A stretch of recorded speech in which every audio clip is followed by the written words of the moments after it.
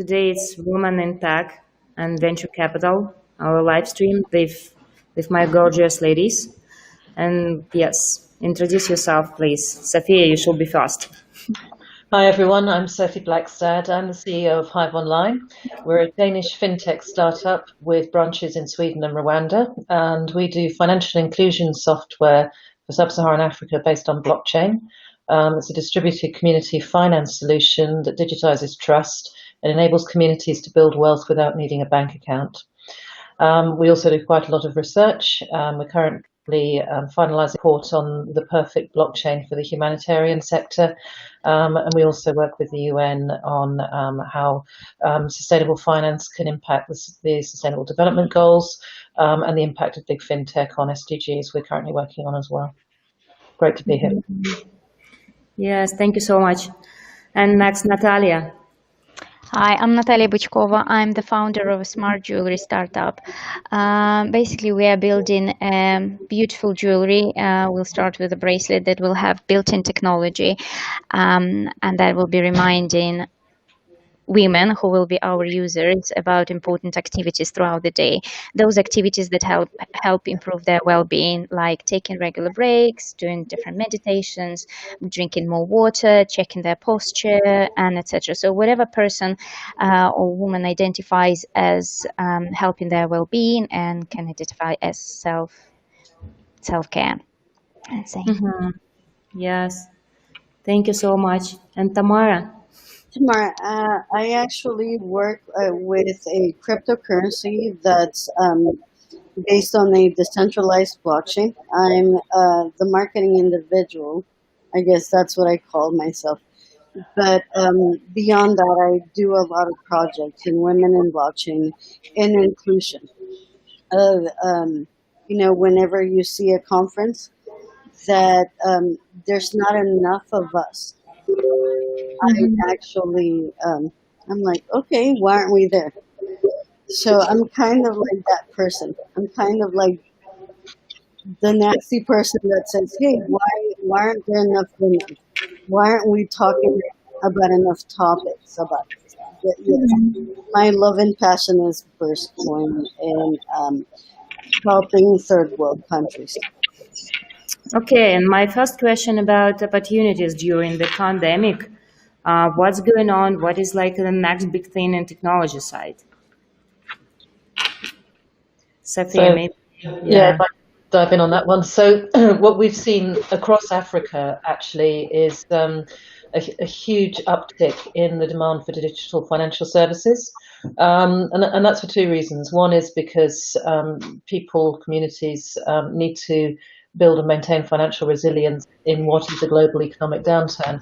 And if we consider the impact that the downturn has had on many countries in Africa, it's significant. I mean, for example, Kenya's flour industry basically shut down for 6 months, and that's impacted the country hugely. It's worth $1.2 billion annually. Remittances from the diaspora to African countries has largely shut down. Again, Kenya was over $1 billion of remittances last year. And then tourism, of course, is also impacted. In Rwanda, 17% of their GDP is from tourism and ecotourism. So the need for financial resilience has increased, and of course people can't meet physically to exchange cash in the way that they used to. So that means that the demand for sorts of things that we do have increased exponentially, and we think it's actually increased by between 3 and 5 years in terms of the demand.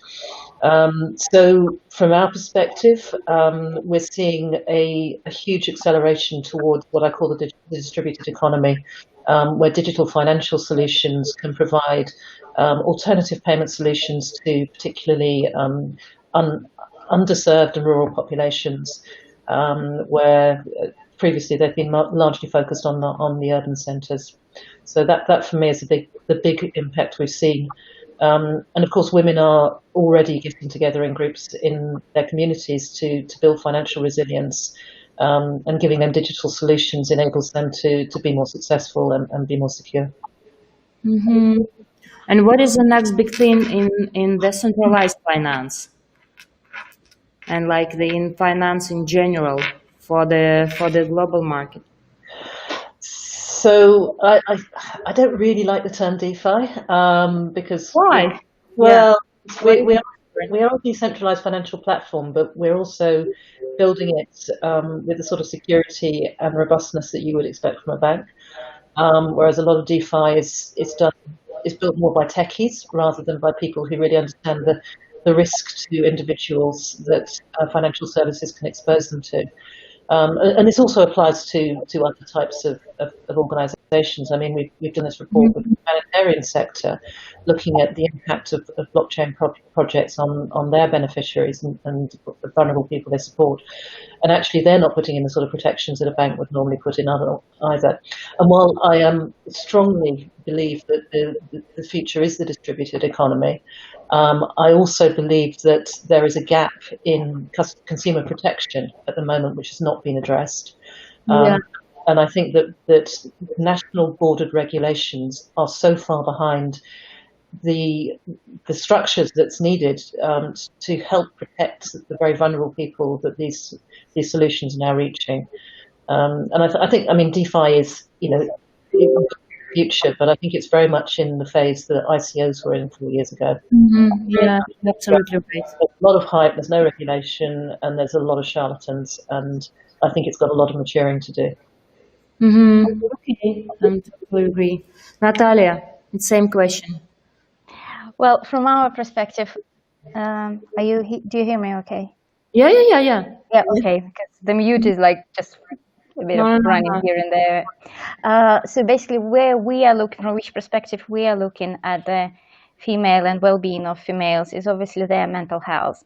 And so COVID here basically brought a lot of, one thing, even before the COVID, what we've discovered that a lot of women, and especially mothers, and especially those who are working mothers, have been experiencing is that they have so much pressure and stress in their life. And one of the difficulties was actually prioritizing their own health, their own well-being, their own themselves, basically, in their life. So everything else would be going financial things, taking care of their families, taking care of their kids would go, and work would go before themselves. And so we were trying to help women basically to put sort of, with our solution, we are trying to help women to actually shift the priority a little bit closer to themselves and allocate some time during the day to do certain things for themselves, so that they know that they are still valued, so that sort of feel themselves valuable for themselves. So that was what we were looking at and kind of moving in the direction before the COVID, and trying to help women to build, reconnect with themselves, build emotional resilience skills, and so this way sort of improve their mental health. Obviously, with the come of the COVID, what we are seeing is that the mental health of the people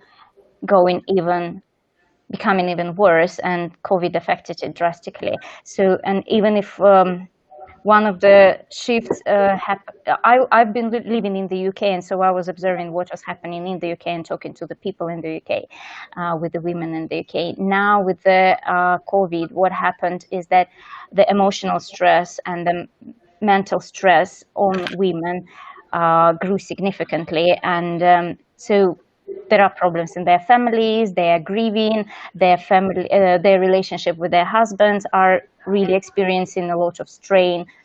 But at the same time, what we can see is that in UK, for example, the system, it doesn't have enough resources to support mental health of the people. It was already strained a lot even before the COVID. In 2017, for example, in the UK, it was officially the mental health year in the UK. So they started identifying this problem, really looking into it, how they can help people to address and being more open. Now, but interestingly, before, if you look, one interesting trend that I noticed during the COVID is that in the UK they give quite a lot of grants for innovative products. And this year and during COVID, basically that was the first year when, among all the topics to address with the innovative grants, they introduced mental health apps, mental health products, and they actually started giving grants. So I think also because of what's happening with the COVID, how many problems, mental health problems it's aggravating. The system in the UK, for example, doesn't have enough resources to support those people, so they would need more help, like digital solutions for mental health.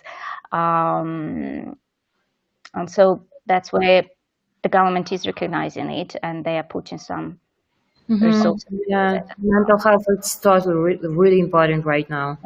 And I know, Manana, that you had a couple of conversations in your ITV, couple of last months specifically dedicated to the mental health. Yeah, it's really important, but actually they talk about men's mental health. Well, I know because mostly it was male. Yeah, Kind of, you were, as far as I yeah. remember, you were pretty much Actually, the only woman in that actually, group. they talk about dating, and plus the guys they worry what's going on with like entrepreneurship and how be like the I don't know like the survive and what's going on with I don't know like a sex mental health plus. No, it was so funny, but yeah, it's completely different for the different person. Okay, and Tamara.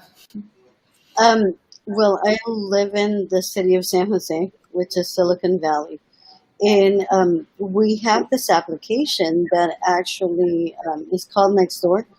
And I noticed that a lot of women were kind of like just touching bases on what Natalia was speaking about, is that there were far more domestic violence issues. Um, and it's kind of unfortunate, or maybe this is kind of the time in which individuals can finally ask for help or can be vocal about asking for help because it's so much that, you know, you can't just hold it in. But as far as like my projects, I feel that a lot more has sparked for me, given the fact that I was able to have some time to focus on the projects that I love and to focus on the things that I enjoy doing. So I kind of hate to say this, but the entire pandemic situation has actually brought me up in more ways than it has not. Because it was like the very first time in my life in which I'm like, okay, I can focus on these things. In in my daily job, I work in affordable housing. I was able to assist my residents. I was able to, like, it gave me a kind of different purpose that it was just kind of like, holy crap, I'm cool. You know, like, there's a meaning to all of these things. So, yes, while I understand that there are certain situations that are going on and different people need assistance, it's actually it's actually been an extremely positive situation for me because it's like, okay, this is where I can put my big girl pants on and just start helping out. Okay, and my next question, let's look at these opportunities, but on the technology side. What's going on the next, I don't know, 5 years? So I'm seeing two big trends. One is a reduction in centralized services. Obviously, we've got so many distributed opportunities, and while blockchain and DLTs are still very much a maturing technology, the last two years have seen a lot of really practical applications, which have not yet bitten as far as consumers are concerned, but are starting to. So if we look at the increase in demand for services, both from the educated global north and from the bottom of the pyramid, Projects have moved from pilot to real proper uses. You've got things like BanQ, which is all over Africa now and everywhere else. So I think that the rise of the distributed financial service and distributed identity, and particularly self-sovereign identity, is going to be really, really significant. And I think that that's going to be those two things are going to be the main driver for the distributed economy, which in turn is going to move some of the big tech companies and some of the big financial sectors into a much more modular and I hope collaborative approach. So what I'm hoping to see, well, we are, getting the big tech companies making their land grabs. And if you look at the combination of Facebook's free basics with the fact that they're issuing digital currency, that is a clear land grab for many countries in the developing economies. And then, of course, there's China's with the yuan, which is planning to become the next world's reserve currency. Those are significant threats to the stability of the current balance of economics that we have. But what I see from the ground up is that we're also seeing a lot of smaller homegrown solutions and some big tech solutions as well, which I think will provide real competitive landscape. So what I'm hoping and I believe will happen is that we will get these big tech giants coming in with their solutions, but we'll also see a lot more choice and competition. And one of the big things that I'm really seeing around the corner is alternative currencies. So currencies that are based on natural and social capital, block currencies that would have been community currencies, but now can be shared globally. So not the old ICO type, banana coin and things like that, but actual real useful fungible currencies that people can spend. And if those are based on the assets that people have, particularly social capital and social bonds, I think that can be a pathway to starting to enrich some of the poorest people in the world. So I'm hoping that will be a trend. And the other thing that I'm really interested to watch, but it's not an area of expertise for me, is quantum computing, because I think that has a lot of potential. First of all, to disrupt blockchain, my area, but also I think in terms of things like weather patterns, I think there's a huge opportunity there. If you look at the way that weather forecasting works in the global south, it's all based on patterns and global north data. There are as many textures, sensors in the Democratic Congo as there are in Cambridge in the UK today. So I think that the satellite line, the satellite line will be hugely transformational in how we predict and manage weather. Mm-hmm. But it's same for the artificial intelligence and VR, AR, and like especially robotics. What do you think?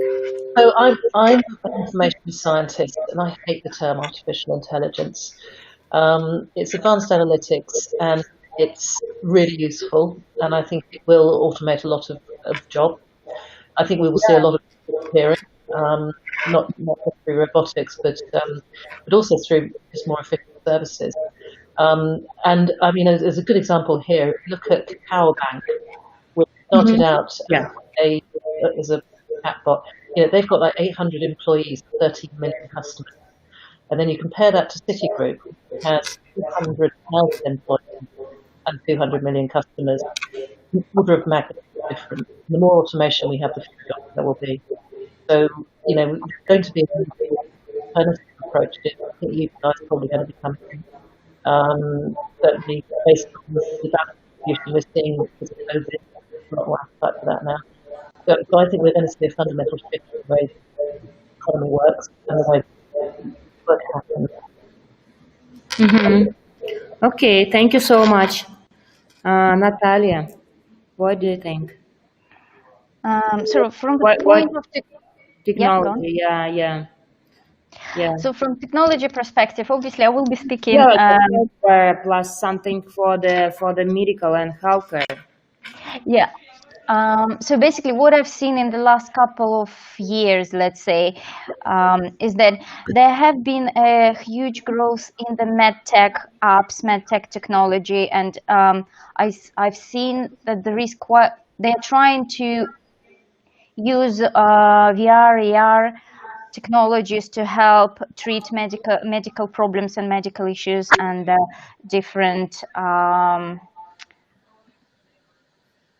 different diseases, especially those that are have some sort of related to the pain management solutions. So that was one of the trends that I've seen. Another thing, in, let's say, because obviously because of the nature of the product that I'm working on, it's more, we're looking into mental health, it's medical tech, it's also something related to any technology wearable, and also any technology related to female. So another trend that I noticed recently is the rise in so-called FemTech, and there are a lot of, I don't know how much it's a raise in terms of solutions or products in FemTech, but there is definitely, in UK, there is a lot of, I don't want to call it noise, but there is a lot of like publicity around this. So I don't know how much it reflects the actual number of the technologies being built or companies being created. But that's another thing that I noticed in terms of trends, technology trends. Obviously, most of this, for most of these solutions and products, I can see that they speak about using artificial intelligence or solutions, so like something that would be somehow analyzing what, gathering information from different sources, like from wearable, from your phone, from your social profile, and then based on this information, suggesting you some products, some solutions, even finding solutions to the problems that you experience. And so that's sort of in wearable, but also because we are working in the sort of fashion tech, because it's a jewelry, smart jewelry. Here, the trend is definitely about blockchain a lot for wearable products in fashion, and like just tracing the provenance of the materials that the company is using, and in general tracking the supply chain. So I would say that's those trends that somehow cross my path while working on my product. Okay, it's really great. But what's going on the technology side, like you say, hardware for your Like what? perspective? Yeah, for your startup. Um, Well, actually, that might be an interesting take on it, because for my for the smart jewelry that we are building, the functionality is quite simple. So basically, we're building in some technology to send regular vibrating reminders to the bracelet, and people will be setting up their schedule of those reminders through mobile app, and then sending it to the bracelet, and bracelet will be vibrating and reminding people to take those self-care breaks. What is interesting is that because this is in the area of self-care and mindfulness, one of the trends is actually reducing the amount of technology people are using in their daily life, and actually moving towards technology detox, using less technology rather than increasing the technology that people are using, decreasing the number of gadgets, decreasing the time that people are spending on their mobile phone.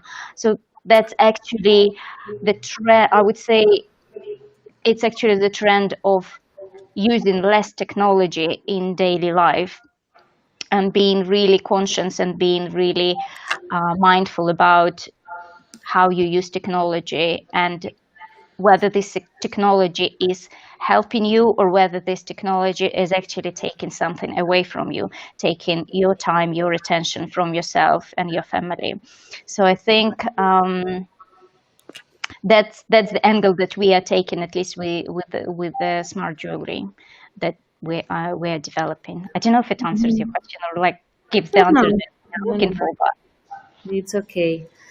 Yeah, let's talk about like the different subject, and like the Tamara. What do you think? What is the next technology? Well, actually, Like there are opportunities after the COVID. well, basically, I've been looking into how do we make sure that we get medical supplies to the right individuals. How do we make sure that they're the appropriate medical supplies? Are we applying and are we sending the the proper things that individuals need. Like, is it an N95 mask or is it not? Is it an actual vaccination that's expired or not? And there are so many beautiful things that we could do through the blockchain. And given, like the blockchain that I work on, it's something extremely important because it's something that's going to be needed in the United States. We have DSCHA coming up that was supposed to be applicable in 2022, which pharmaceuticals going to need.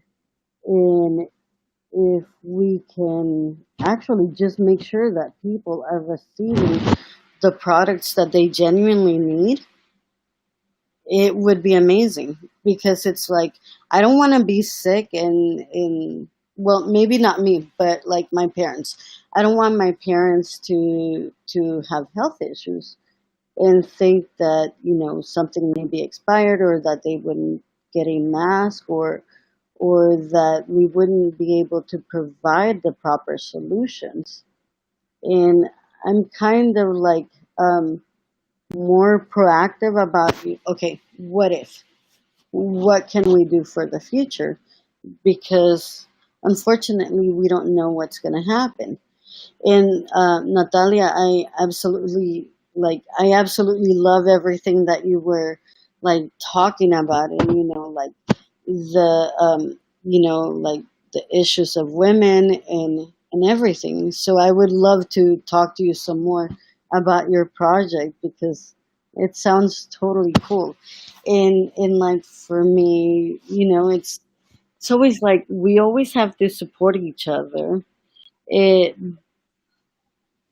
Because as individuals, we help communities grow. We help so much in ways that sometimes we're kind of undermined,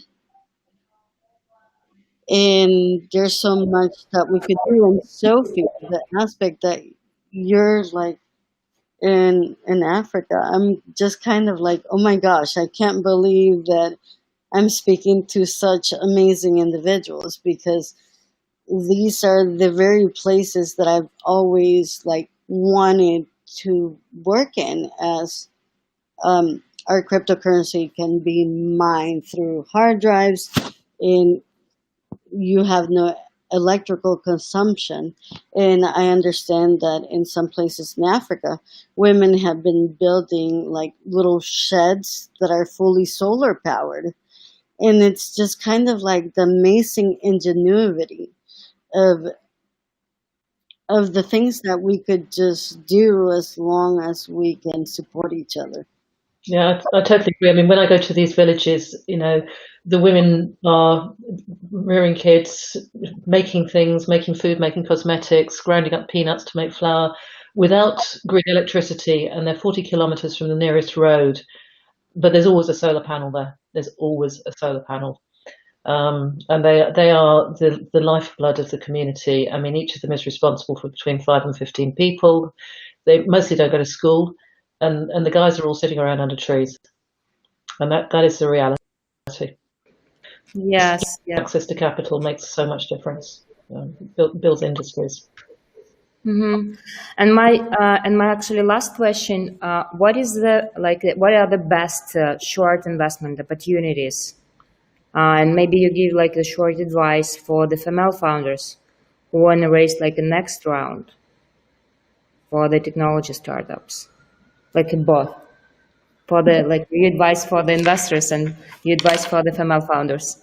Well, my advice for investors, and they've probably heard it before, is that women-led startups make 35% more return on investment than male-led startups do. So we are a good bet.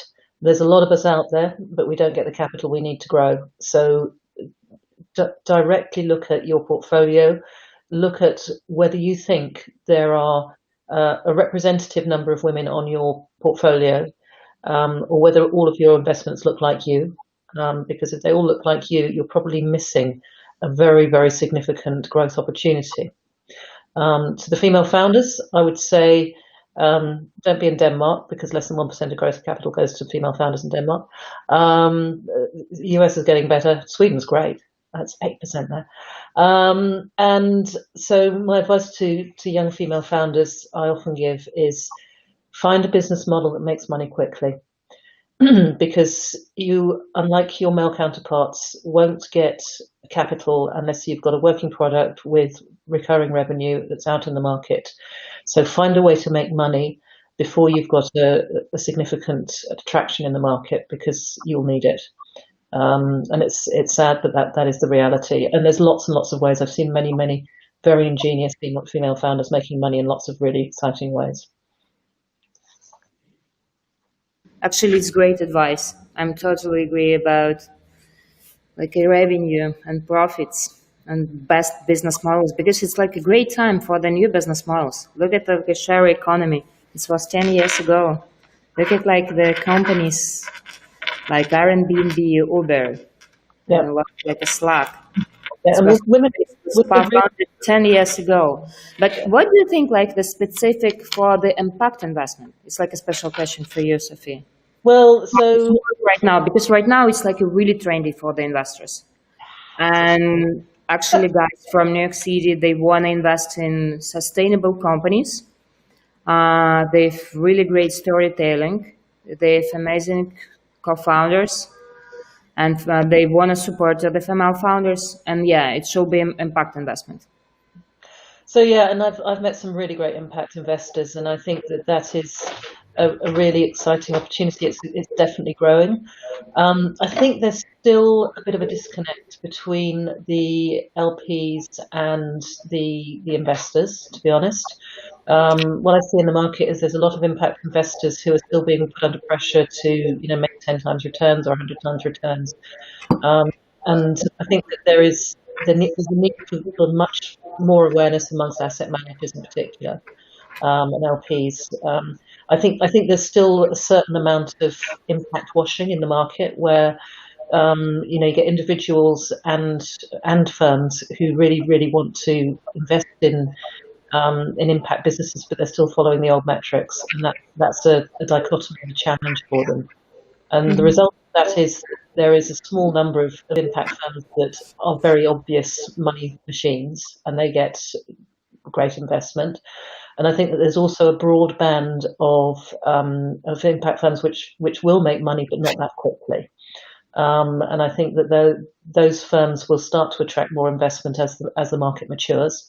And obviously as there's more impact investors.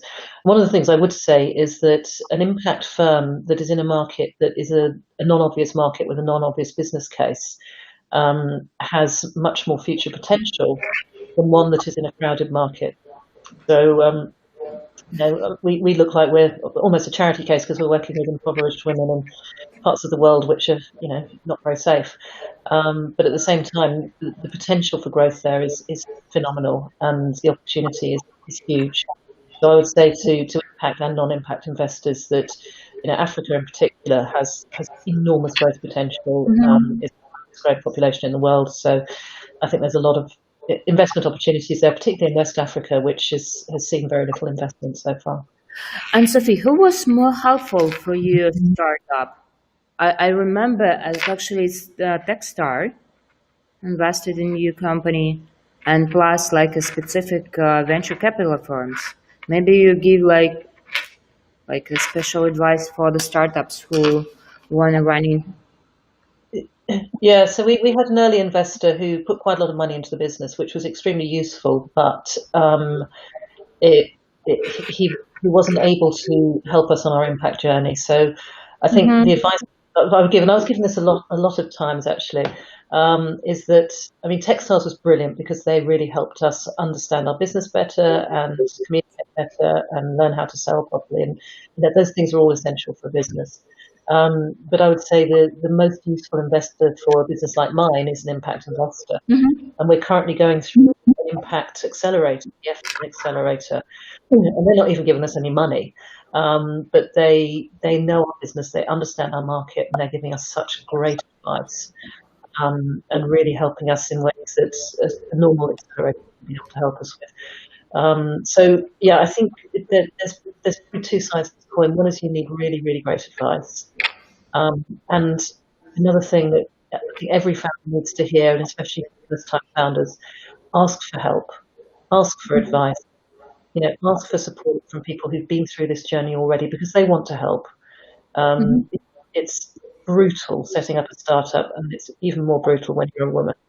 There are other people out there who really want to help you on your journey. So get lots of great advice and ask for it, and you'll be surprised who says yes. And don't take money just because it's money, I think is the other one. Yes, Sophie, thank you so much for your advices. It's so amazing. Natalia. Well, I can't give much advice because usually advice is based on a lot of experience. That's where I can't say that I have a lot of experience raising money or talking to the investors and everything. But I can just share maybe my own No, but experience. you're right now from Europe, same. Yeah. What's Um? going on? Yeah, you're from Europe, same. It's not like for the US market. Well, that's one of the things that, because I'm part of a few female communities and I've heard quite a lot about the same issues that Sophie announces, just like very little goes to female founders and everything, but and how it's difficult to raise money, and especially if you are doing something that is very I think has this social impact, because usually it means you put in a lot, but then the outcome is not from the purely commercial enterprise and everything. So I think that's why it's very difficult to prove to the people who are looking only for returns or for unicorns or for disruption or something like that. But actually, interesting thing today, I had on another call, I had a very interesting conversation that we were discussing actually this phenomena. Then recently, in the last couple of years, there have been rising in Europe. There have been rising a number of female investors, and especially female angel investors, female venture capital funds that are actually founded mainly by female investors. And interesting thing they said is that this type of venture capital, this type of funds and this type of investors, they are actually looking more for impact rather than for the financial outcome of the investment. So they are looking for obviously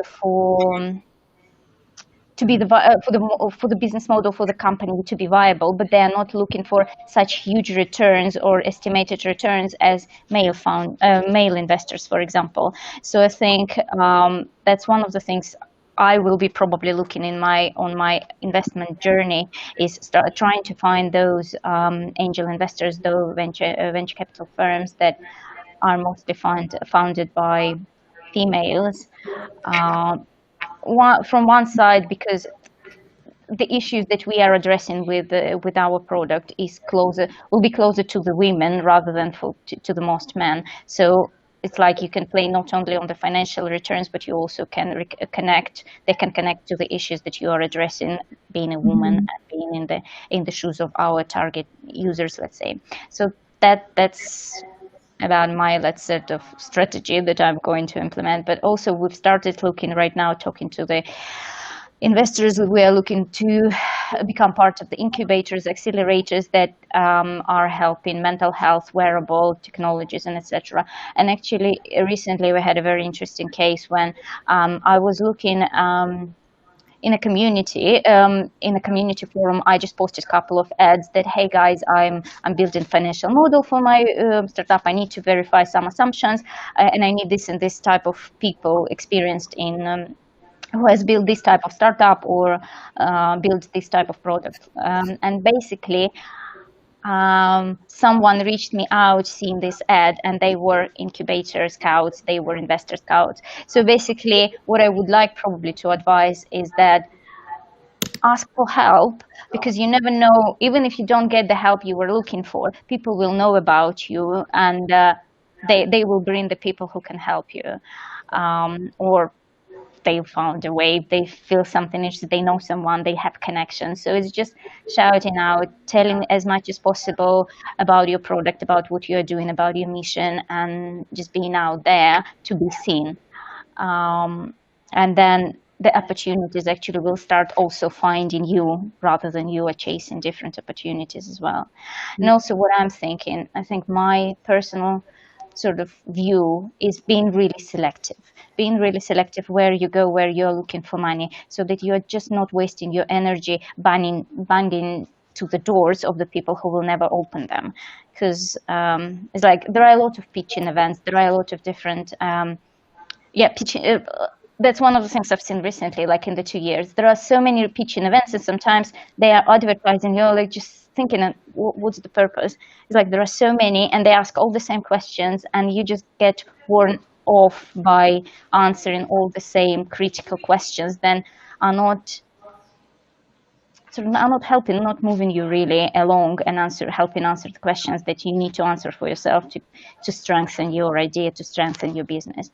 So that's where I'm thinking, like, be selective where you put your effort. Find the right people, find the right audience, so that you will be heard and you will be helped with a like kind heart rather than being surrounded by devil's advocates. Work smarter, not harder. Yeah. And actually, on the next side, they have really amazing companies, and actually investors so happy be with like Impossible Food, for example, really profitable. By the way, it's impact investment as well, and Safi startup, it's actually profitable. Yeah, I mean, like it's not about something for the like a blockchain for the social, something for the impact. It should be like impact investment, real investment. But it's, as I said, I think it's addressing markets that may have been ignored, and we're a for-profit, and a lot of people look at our website and think we're a charity. We're not. We want to make money. Yeah, of course. And like same like impact, like Impossible Food. This is guys, it's like an IPO company, and investors so lucky be with this food startup. Yeah, and our philosophy is that we can't make a big impact unless we can grow. Yes, exactly. This is it's like amazing, like the next level for the entrepreneurs after the pandemic. You should be sustainable. You should be in impact. Plus, you should be profitable, like Safi, for example. Yeah, it's next level. Okay, and Tamara, what is your advice for the investors, like next, and like advice for the female entrepreneurs who want to fundraise, like go to the Silicon Valley's a completely different animal, and a lot of people sometimes think that they can't. But I feel that it's a matter of having confidence.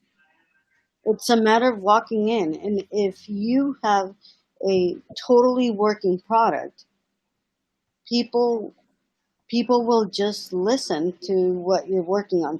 And I know that it's not a matter of things being that simple, but you have to have that confidence within yourself to just walk in and be like, hey, I have this. You need it more than I need you. And make it happen. And again, because I do this out of passion. That's exactly how I walk in. I believe in this, and like you have no idea like how many things I've been able to accomplish just on the basis of, hey, I believe in this. And I feel that we need to do that a whole lot more, as opposed to thinking, oh, who's gonna choose me? Which investor's gonna want to invest in me? It's a matter of which investor am I willing to accept to help me. I don't know. I've always felt that way, and it's kind of like, okay, let me show you how I can provide you the opportunity to work with me. And it's something that we need to tell ourselves a lot more, because most of the times, um, uh, and I've been told within Silicon Valley, no, you shouldn't go there. You shouldn't dress this way. You shouldn't do this. You shouldn't do that. It's like, no, I'm gonna be me. and I'm gonna find the right individuals, because whenever you do, they're going to know exactly that you have the same level of mission, and that's kind of how you scope people out that you don't want to work with. I'm sorry to be like overly confident in that way, but really, like a lot of the people that I'm working with, it's because they value what I do, because they value me as an individual, and they value everything that I'm working on. And I'd rather have that than scopes through people that are, not that do not share the same values I do. Yeah, I agree. It has to be completely values driven. I would also codicil that though with when you're working on something that's inherently quite interesting, especially if you've got new market times new technology times new business model, you can waste an awful lot of time with people that I would class as interested but not committed. I mean, the problem that first time founders or any founder has is that you spend an awful lot of time raising money, and you can easily. I mean, I probably spent my first year trying to raise funding was actually with the wrong people, and I didn't realize it. And I was, banging on the same doors again and again. Mm-hmm. And now I've read Venture Deals, and I'm older and wiser, and I've got a lot of battle scars. I recognise that, but I think that there is an education element that founders, first of all, they should all read Venture Deals, which is a fantastic book, and secondly, they should really think very hard. And again, this is advice that I think everyone gets, and most people don't listen to. Why would this founder not invest in me? I think is a question you need to ask. Not why would they invest in me, but why would they not invest in me? And sorry, why would this VC not invest? And if they're not going to invest because you're in the wrong country or you're in the wrong stage or in the wrong market, you shouldn't try to talk to them. It's a waste of everyone's time, including theirs. Mm-hmm. Great advice. Exactly. That was actually one time that I was in an interview. They were like, "Why should we hire you?" And then I was like, "Why should I take your offer? Why shouldn't you hire me?" And I've just kind of been that way. And when I started in tech, it's like, okay, what do I have to lose? There's always a 50-50 chance, right? More than likely, if you don't ask for something, if you don't do something, you already know that you have 100% chance of having a negative outcome. Yeah. Mm-hmm. Or if you are confident Yeah, in the way that you speak, Interesting. you have a yeah. 50% outcome of having it being positive. So my answer to that, what would you have to lose? You have your time. You have a lot of time to lose, and I have other things to do with my time, including raising money with the right people. And it's You're really, right. yeah. Guys, I was actually interested. When you speak to the investor, what would be a clear indication for you, like that you say, when you talk to the person, then you say, "You are not my investor." What is that? Yeah. Yeah. Well, first of all, I would say you do that filtering before you speak to them. Yes. So, I mean, in most cases, the website will tell you what their thesis is.